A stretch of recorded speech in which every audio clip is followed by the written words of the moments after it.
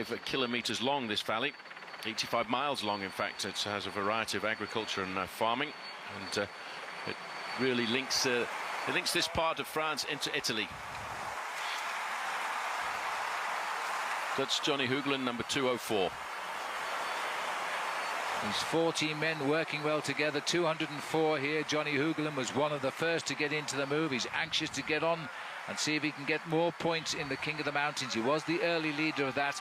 Had a spectacular crash on the road to Saint-Flour when he went into that barbed wire fence. Seems to have recovered over the next 10 days, though. So there's the train going the opposite way to the main field, and the main field now being given a gap of 35 seconds over this group. Izagir Utasun, that's Leonardo Duque there, the Colombian rider. He's been in the breakaway on a number of occasions. And that's the freeway continuing to meander down as this race heads deeper into France today. So the peloton bunched across the road there. That's an indication maybe the pressure has turned off slightly, as they've started to see there's nobody really dangerous in that leading group of riders. In fact, the majority of the riders in that leading group more than an hour behind in the overall standings. Now there's Andy Schleck, second in the black, behind teammates here, just looking around. That's Jakob Fulsang there at the front, protecting the leader. Schleck looks pretty happy with the way the race has started. A little bit of a smile with the teammates, ex-teammates of his, but still the teammates of Alberto Contador.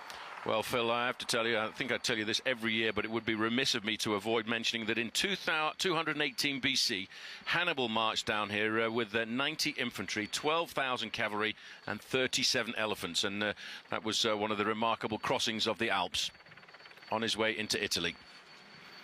Yes, he made a big name for himself. Who's going to make a big name for themselves today? So the river Maurienne is the river just in the bottom there. It springs at 2,700 meters in altitude at the glacier of Levana. And that's right on the French-Italian border. Flows right the way down into the river Isère, which then goes around and through to Grenoble.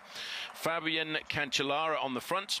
And what will be the tactic today of Team Leopard Trek? They had an incredible day of racing yesterday, and tactically Andy Schleck could have lost everything with a move like that. Attacking so far from the finish is extremely rare in modern day professional cycling, but he took the risk, and in the back he always had a little spare, because his spare tactic would be, if he got caught towards the end after all of the other big leaders had chased him down, Brother Frank would have had an extremely easy ride, and Brother Frank finished it off yesterday by getting himself a very good second place on the stage.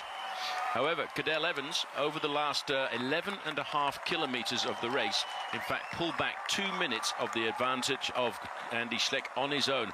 And that was, once again, the Australian rider. Every time it's looked as if the tables have been turning against the peloton, Cadel Evans has assumed the responsibility himself, personally, to pull the race back onto his side. Today could be the day that Cadel actually lays the foundations down for a victory in the Tour de France here this afternoon. He's not too concerned about these guys. He'll be concerned about two men in this race, I think, today. One would be Andy Schleck, the other would be Frank Schleck. But what the big question on everybody's minds is this morning, has Andy Schleck recovered from that incredible race that he did yesterday? That's Andre Greipel, number 33. Now, BMC Racing have put a man in the breakaway, and that's Marcus Burkhardt. The reason for Burkhardt to being there is to make sure that he can survive over the climbs. He's not one of the great climbers, so what teams do on a stage like this, just like they did yesterday, Leopard Trek, they put two riders into the early breakaway so they could use them in the latter part of the race. And having Maxime Montfort in that breakaway yesterday was actually instrumental in allowing Andy Schleck to bridge up to him, and then he used Maxime Montfort for as long as he could into the headwind along the valley from Briançon up to the Col de Lauteret before leaving his teammate behind. These guys are looking at an extremely high speed here. I've got a quick average speed coming in, and it looks as if they're riding along here in excess of 54 kilometers an hour. The average speed of the race after just 8.5 kilometers, in fact, is still 49 kilometers an hour. The main field, although it doesn't look as if they're charging along, they're also not really losing too much to the leaders. There's eight nations represented in the breakaway of 14 riders. It's a very nice breakaway too, and they've seemed to have shaken out a nice number of riders in the breakaway, and riders who are not going to affect or attract an attack from Cadel Evans or the Schlecks just yet. Little mechanical there for Thomas Voeckler, being accompanied by his teammates as he brings them back up to the front. That's Anthony Chateau on the far side, the King of the Mountains winner from the Tour last year. The question mark, I suppose, on all of France's minds today, Phil, is can Thomas Voeckler survive?